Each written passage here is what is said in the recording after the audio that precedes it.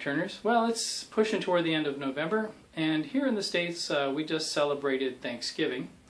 That's one of our national holidays, and for those of you who celebrated, I hope you had a fun and safe Thanksgiving holiday.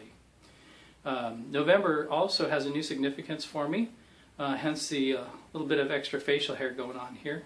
There's something going on called No Shave November. It's in honor of cancer victims, patients, and I just found out last month that my sister, who I mentioned a video or so back, lost her young son of mid-20s, just found out that she actually has cancer. So she has just started undergoing chemotherapy, and so anyway, this is for her. So the project that I want to do today is to make a couple of lidded boxes. I'm going to be using this piece of camphor I have left over from that camphor branch I made the vase out of. And I ended up picking up a Sorby Micro-Spiralizer tool. It's a decorating tool, and it is not cheap, so it's not part of my economical tool deals. I did manage to, I think, find it at a decent price on the web, and the thing is, it really doesn't have an equal in the economy tools department. You could probably buy the spiral cutter and make your own. I didn't want to do that this time. I just thought I'd go buy the tool and give it a try. So that's what I'm going to be using toward the end to do a little decorating on the lid. So thanks for joining. Stick around and we'll get started.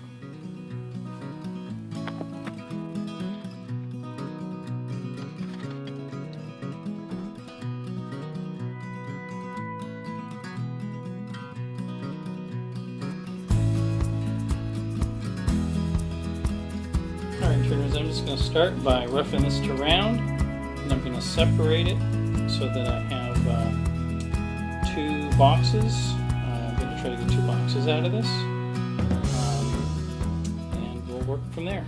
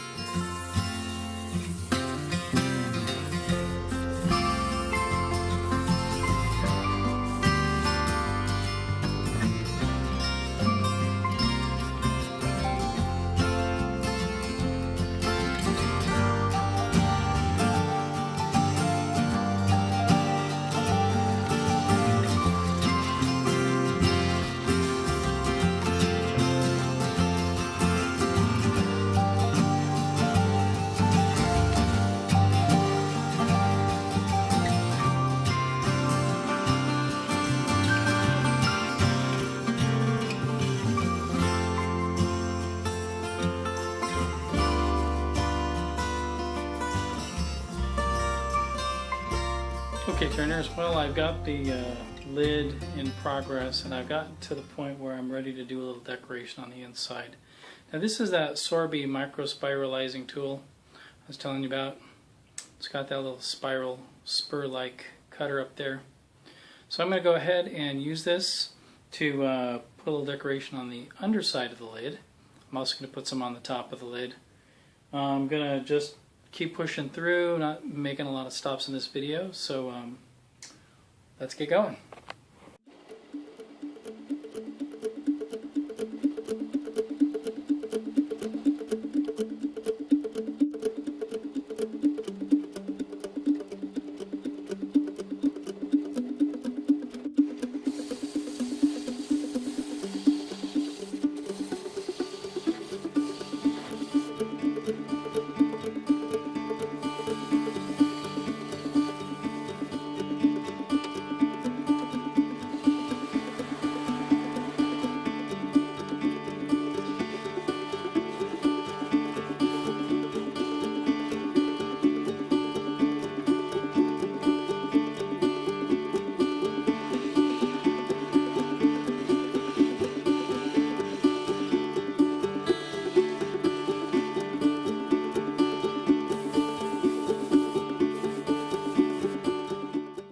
Alright, turners, well, I've got this hollowed out now, and I went through sanding and polishing and finishing, and so I need to now remove the spigot off the back.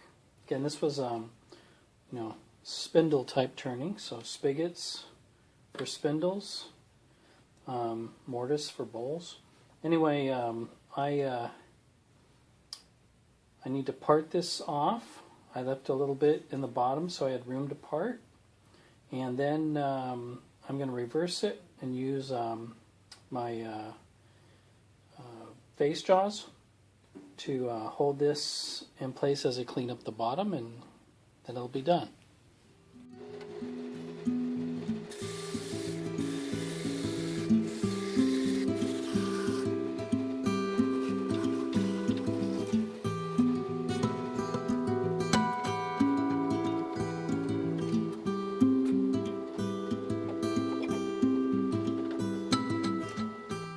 Alright, turners, because of the way this jaw holds on with these pins, I'm not really secure about it, but it's not a bad hold.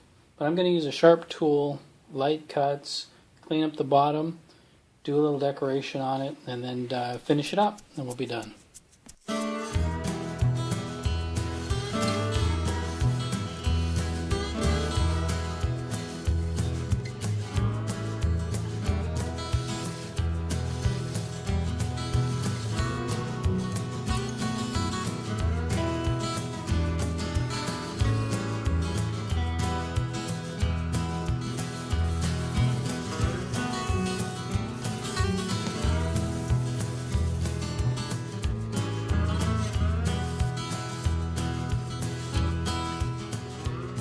Turners, here it is. Here's our little lidded box. Again, it's got a really nice little fit on the lid there. I put a little decoration on the inside, a little on the top, and a little on the bottom. So again, that Sorby tool, here it is, let me grab it. Okay, the Sorby Spiralizing. This is a Micro-Spiralizer. Does great for these little spiral type decorations, and it does a good job cutting, whereas that other detail tool I have kind of presses the pattern in more than cutting. But this is some of that camphor I used to make the natural edge vase, and of course the shop smells really good with it. So it was a fun project. I also wanted to show you a couple of the other things that you probably saw during the video that I mentioned before, but you haven't seen up close. So let me show you those. Okay, here at the lathe I've got two LED lights. There's this one I picked up off of Amazon for like 20 bucks. It's got the magnetic base on it. It's got a little switch on it here on the side. Okay, it's got, I don't know, what is that, 20 LEDs in it. Really good. Positionable. I can get right up on the work. Now this is one I used for the vase. I actually used them both in combination. This one is the one I made up. This little thing came from IKEA, and I forget how much it was, like somewhere between $5 and $10. This is a leftover USB adapter, and I just have it plugged into here, and I put rare earth magnets on the bottom of it so that I could just stick that on the lathe bed, or I could stick it actually on the side of the lathe, or wherever I needed to put it. And of course it's got the flex on there so I can reposition it as I need to. So a couple of affordable options for some lighting for your hollowing needs. Thanks again, Turners, for joining me for this last video of November. I'm so thankful to all of you who are watching and subscribing. Please remember to like, comment, subscribe, and check out my YouTube channel because I've got some links to some really awesome woodturners and other woodworkers out there. So thanks again, and we'll see you for the next one.